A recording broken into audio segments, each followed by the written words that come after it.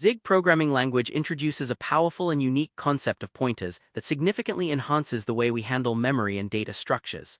In this session, we'll unpack what pointers are, diving deep into the two types Zig offers: single-item pointers and many-item pointers.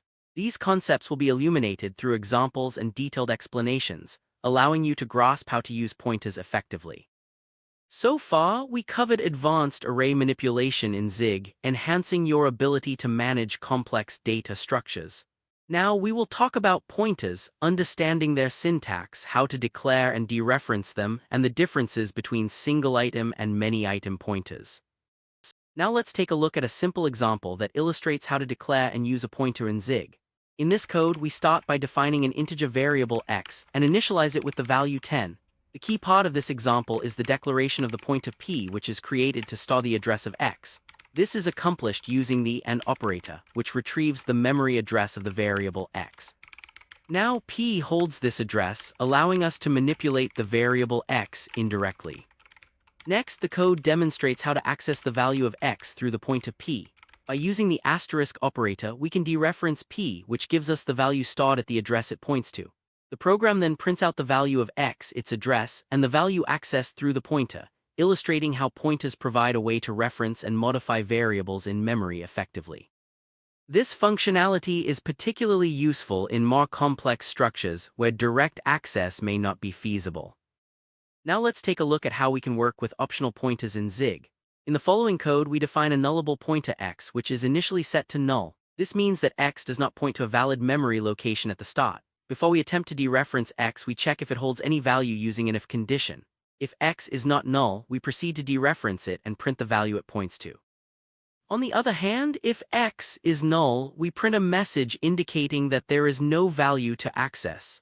This checking mechanism helps prevent runtime errors linked to dereferencing null pointers, thus enhancing the robustness of our code.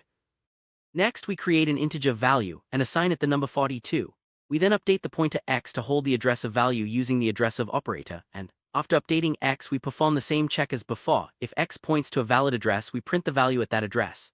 This code illustrates the importance of managing nullable pointers, as it emphasizes safe practices when working with memory in Zig.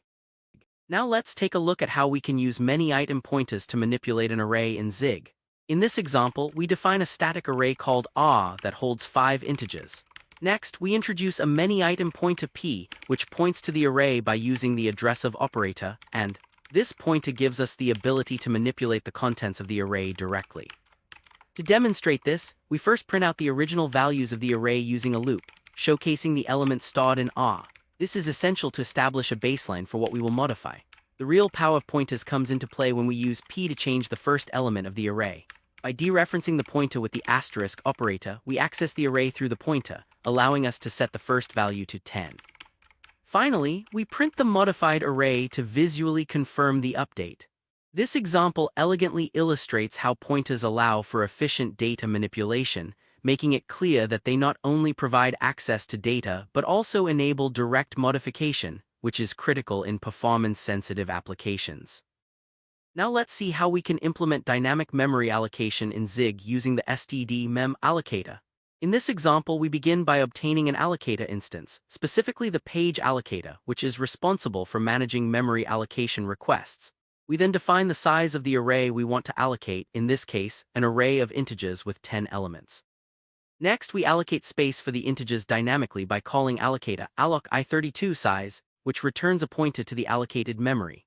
This is where many-item pointers come into play, allowing us to access and manipulate multiple items easily. We use a loop to initialize the allocated memory, where each element is set to its corresponding index +1, showcasing how pointers can be dereferenced and modified.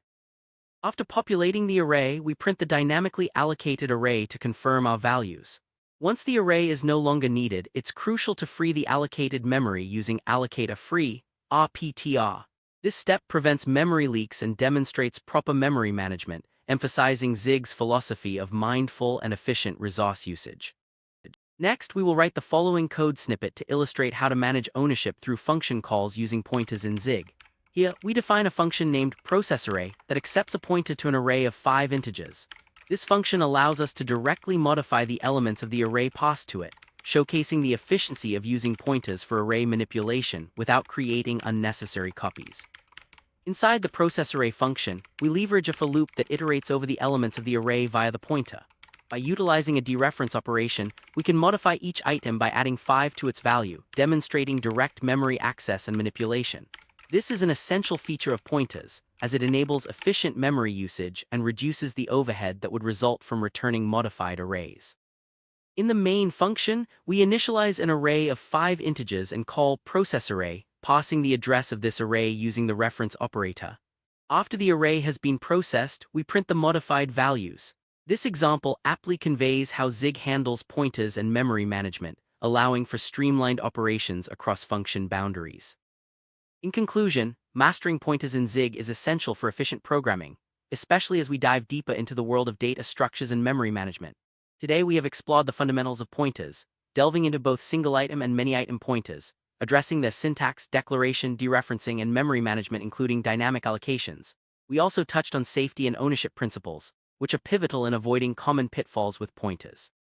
As you continue your journey with Zig, the integration of pointers into your toolkit will empower you to create more efficient and high-performing applications, reducing overhead and providing better control over resource usage. In our next session, we'll expand on these concepts further by exploring advanced pointer operations and how they can be leveraged in more complex data structure manipulations. Happy coding!